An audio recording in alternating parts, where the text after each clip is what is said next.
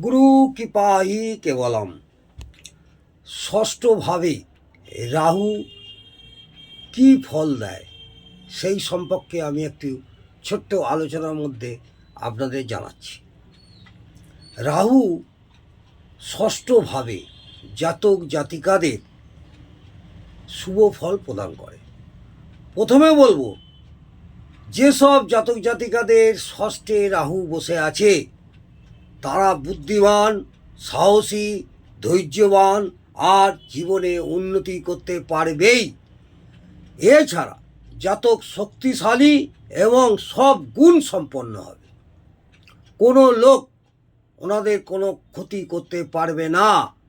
জাতক নিজের শত্রুকে দমন করে রাখবে, শত্রুরা মাথা ছাড়া দিয়ে উঠবে না, শত্রুদের নিজে বশে রাখতে পারবে। এছাড়া আর একটা গুণ সম্পন্ন হয়, যেসব জাতক জাতিকাদের রাহু ষষ্ঠে বসে আছে তারা কমজোর লোকদের সাহায্য করবে এবং দয়ালুও হবে। নমস্কার, জয় মা তারা।